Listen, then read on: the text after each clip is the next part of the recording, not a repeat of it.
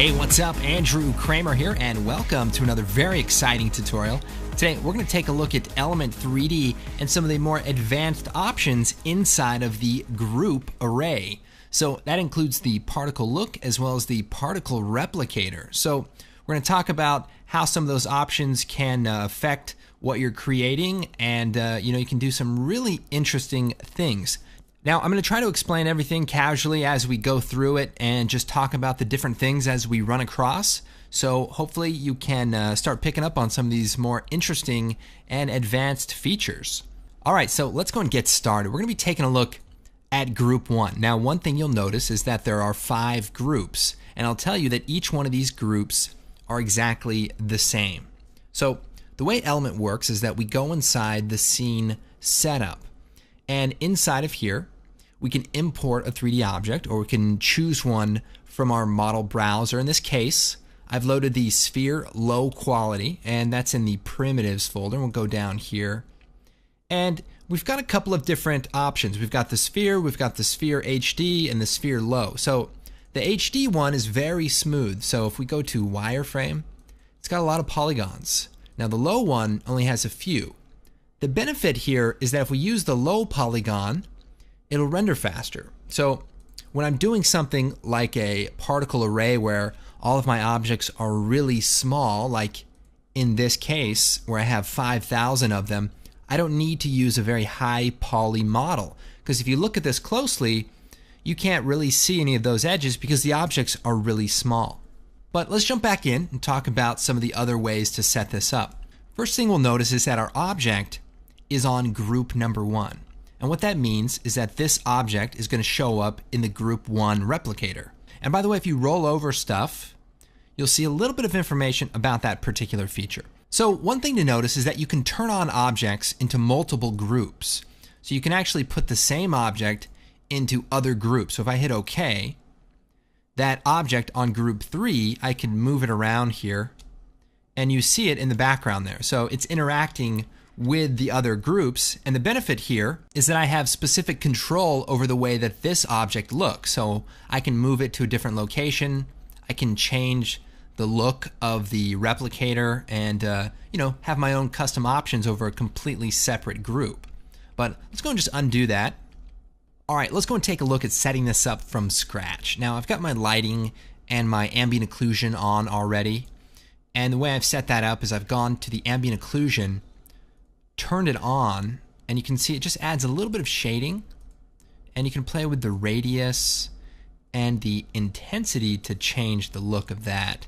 And there's some other options that we'll get into in another tutorial. But what I'm going to do is come up to the group, and I'm going to go down to the copy paste group, and I'm just going to choose reset. And that way everything's back to normal. I've got my one particle that's on group 1 here. And we're just going to hit OK. So just like we loaded a single object. Now I'm going to go into the particle look. And the cool thing about using a white material is that the color tint effect will allow us to change the color pretty easily. So just, we'll do like a red material here, and then we'll hit OK. And the benefit here is that we can keyframe this value. So we could do some fun things with the color by using this one value. Now, we've got basic things here like size. We've got size random, which will affect multiple particles from the replicator, and some other options that we'll get into in a second. But let's turn the size actually down kind of low. And let's go to the particle replicator. So let's go and talk about it. So we've got the particle count. We can turn this up, but the replicator shape is a point. So we don't see the particles unless we did something like scatter them. And then we could start to see the different pieces. We could turn this particle count up, and we could probably do something interesting with this. We could also use some of these pre-built ones, like a plane. And if we turn the scatter value down, we can see what that looks like. And then we could turn the scale of the shape up. So start thinking about building these structures with the particle replicator. And at first, it might seem like there's just a bunch of settings, and some of them seem like they're the same. What does it all mean? Well, let's go and talk about some of the more common ones, and then we'll get into some of the more specific ones. So the scale shape allows you to resize whatever the replicator shape is. So if we change it to a sphere, we might want to scale that up and move it around a bit. We've also got the position, and the position is basically the replicator, or sort of like the emitter position, except Element doesn't emit particles, it just creates them. But this can be tied to a null object and allowed to be moved around. But this basically gives you the control to put these objects wherever you need. Now, when you use some of the specific options, you also see something called shape options. And the shape options just offer a little bit more control over that basic replicator shape. So if we go in there, they're pretty much the same for all of the options that have it, and allows you to do multiple layers. So I could say use the plane, and I can turn the layers up to say 3. And so now I've got 3 layers of particles. Now these are going to use the same particle count. So whatever value this is will be here. So if there's only a few, it automatically distributes them evenly into each of the groups. Now we have layer offset, so we can bring them a little closer together. We've also got layer distribution. Now this works a little bit differently. What this does is allows particles to be distributed almost a little bit more weighted. So you see how there's fewer particles on this bottom one and then there's more on the top? Now this option might be more helpful for a sphere where the outside may require more particles and the inside circles maybe require less particles since it's smaller. So let's set the distribution back to 1 and the layers back to 1. And let's go ahead and change it to a sphere. So we're just running through some of the features here. Let's turn the particle count up and scale the shape down a touch. Now another option here is the distribution. Right now it's set to automatic. So what that means is whatever the particle count is, it'll automatically distribute it into the shape as best it can to fit it into that structure. Now we can also change it to set rows, and this will let you set a specific amount of rows. So there's definitely some fun things you could do with this. And imagine if we come down here to something like the position noise, turn that up, we can really start to create some interesting looks. But we'll jump more into that in just a few minutes. But let's take a look at the rest of the replicator shape types. So we've got things like 3D grid. So a 3D grid is just a simple grid that allows you to control how many particles are in the structure. So we could turn this up, say, 25 by 25 by 25, and scale the array up. This is getting probably too high. Let's do 10 by 10 by 10. And we can definitely do some cool stuff with this because, you have control over how these look, and you could do more or less distribution and, even play around with, the position noise as well for something like this. And, there's some fun options there. That's the 3D grid. We've also got a ring, which is, obviously pretty straightforward. And then there's a mode called layer. So layer lets you use a layer's alpha as the replicator shape. So for example, I could create a new solid and then take the mask tool and just draw, any kind of a shape that I wanted. This could be an image that has some alpha. And what I need to do is just pre-compose it first. So layer, pre-compose, it's at the bottom. And we're going to pre-compose by moving all attributes. And then we'll call this array. And then we'll shut that layer off. And then we'll go back to element, and we'll set the replicator shape to the layer mode. And then we can choose a custom layer. So we'll choose the array layer that we just created. And now we have sort of a 3D representation of that using particles. We can increase the particle count. We could increase it and maybe even bring the size of the particles down, and do some interesting stuff there. And again, we could use some of the various effects like position noise to create, again, some very interesting looks using element. So not sure what this is, but it looks pretty delicious. You could turn that particle count down quite a bit and really, really do some fun stuff with this. So Okay, so finally we've got one other option. So let's turn that setting down, the position noise. All right, so finally we can even use a 3D object as a replicator shape. So how do we do that? Well, first we have to go into the scene setup so that we can access some of our 3D models. And what you need to do is load a 3D model that you want to use, and check this out. There's a button here. This creates the atom type, and this creates the replicator type. So if we turn that on, so we're now going to use this object as the replicator shape for group 1. So now if we hit OK, and by the way, where are the particles going to be generated? Well, change this to point cloud and you can see. So basically on all of the vertexes where the polygons cross are where each particle is going to be created. So it's going to be created in a fashion similar to this. So let's go and hit OK. And then we're going to change our replicator shape from layer to 3D object. All right, so let's scale the shape down a touch. Now, one thing to note is that there's no control over particle count. It uses the object's vertexes, but there is an object percentage. So if we turn this up, we can see the entire object being recreated. Now that that's set up, we can go in and do some of these different things, such as scatter, and that'll move the particles randomly.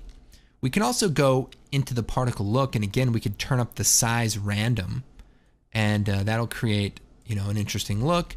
We can also go back to the replicator shape, and let's talk about some of these different options. So first, we have the scale. So that's going to scale our object. Now notice that the particle size stays the same, just the object replicator gets a bit bigger. We can also scale XYZ, and this allows you to sort of stretch out the replicator, but again, not stretching out the particles. Rotation. The rotation is going to affect the replicator. So the rotation is going to turn the entire object around, and you can do some fun stuff with that. Now, this might be a little difficult to see with this particular object, but what it does is pushes the particles away from the surface, and just allows a little bit more interaction with away from the surface. And I can also even turn up the surface randomness and do some fun stuff with that. And there's some specific creative uses for that. Let me just show you one really quick since we're just freestyling here. Let me go into the scene setup, and I'm going to go to my demo. I'm going to add another stopwatch into my scene, okay? And we'll switch off point cloud. And I think it's just too reflective. Let me turn the intensity of the reflection down. Now, what I'm going to do is leave it as a particle and put it onto group 2. And then I'm going to hit OK. The scale of the shape is currently 14. So if I go to group 2, turn the size up to 14, as long as the object is in the same place, what you're going to see is the particle replicator is creating its points right on the object. So this could lead to some quite interesting things, as you can imagine. And more specifically, if you go into the particle replicator, the surface offset now allows you to bring things on and off the surface relative to the actual model. Now keep in mind, if your 3D object has a ton of points, you might end up crashing your GPU. So try not to load a model that has hundreds of thousands of polygons, and you can look at that information right here. So here, this object has 38,000 vertices, and that's quite a bit. So to give you an idea, that's 38,000 particles when this is set to 100%. It's pretty serious amount of particles. So just keep that in mind. You don't want to overload your GPU. Now let's just shut off our clock here. And back into the particle look, we could start doing some more stuff. So let's just keep this particle type up, and let's look at some of the other options. So that's surface offset. That's really handy. We talked about scatter. Scatter works by just randomly displacing the position. And we also have scatter XYZ. Obviously, that's cool because you can scatter in a certain direction. So if you want everything to shoot out this way and then come together, that could be fun. Same thing with the X. Now, position noise, which we took a look at. Now, position noise works based on the position of objects. So if we turn the amount up, we're going to see some crazy warped clocks, and we can change the noise size. The smaller the size of the noise, the more wobbly it looks, or the softer it is. We can also add a little bit of evolution, which will animate it. So if we, added an expression like alt-clicked and said time star, 15, we're going to create maybe a little bit more than that. Let me lose my keyframes for my camera really quick. There we go. So there we go. We've got this crazy clock. You can create your own Salvador Dali persistence of memory, illusion. That's a lot of fun. Let's see. Can control the amount, and you can keyframe this and animate it, and you can have it come in and come out and fly around. Like, you could really do some fascinating stuff. And now imagine, I don't want to blow your mind here, but let's turn on depth of field, and things are going to get pretty wild. Obviously, it's going to slow down when you have the depth of field on, but the possibilities with this replicator system are quite powerful. And remember, these animate too, so you can really create some dynamic stuff here. The truth is, this plugin was designed to be a particle replicator, and then we realized, that we could just do a lot more. And that's why there's been a little bit more focus on individual objects, that look really good. But the particle replicator is actually one of the main things we designed the plugin for, and so it's got a lot of great capabilities. Let's go ahead and shut the depth of field off. I just thought of one other thing, because we're freestyling here. Let me jump into the scene setup. I want to show you something kind of cool. So right now we're using this sphere as our object, right? And it's on group 1. Well, I'm going to uncheck it from group 1. So right now there's no objects on group 1, so we're not going to render anything since group 1 is empty. And that's also handy, by the way, is that if you don't want to use something, you don't have to delete it. If you've changed the settings, set it up, just turn it off. It'll stay in your scene, it just won't render. Now, I'm going to come over here to the motion design pack, which is a separate pack, but I'm going to use it just to illustrate something. I'm going to come in here. We've got machine parts. So some fun stuff in here. And I'm just going to click on one of them. So now if we go to the top here, it's set to group 1. I can even take that shader that we used originally, which is this black metal one. I could even rename it by double clicking on it and just call this white metal and hit OK. And that way we know that's the one we want. And let's come up here to the gear and throw that on there. I'm going to hit OK. So now I've got about a gazillion gears all floating around, and I can even turn on depth of field. Now remember, this object has a ton more polygons than our sphere, so it's going to render a lot slower, but you can see it looks pretty dang cool. And we can play around with the depth of field options and things like that as well. But let me take this a little bit further. Let me jump back into Element, and let's look in the gears here. And let's add another object. So let's add this machine part here, whatever this is. Let's add, one of these simple gears and maybe this round gear. And let's take our white metal and drop that on there. Take this gear, throw that on there. Machine part, throw that on there. So what I've done now is I've added 5 objects. Say 1, 2, 3, 4 objects. And they're all on group 1. So what's going to happen when I hit OK? Well, basically, all of the objects are going to randomly be chosen and added into our scene. So now we're starting to just get insane, and the animation's moving, and I might even want to slow that down because this is one heck of a machine. Those gears are really working hard. Sorry. There we go. All right, so now we've got 3-dimensional objects that are doing some really fascinating stuff. All right, let's go and turn the position noise down. So we'll start bringing this down, and just imagine if you were actually creating an animation like this, where everything's coming back together. Oh, here we've got our clock again. And our clock is made up of a bunch of these objects.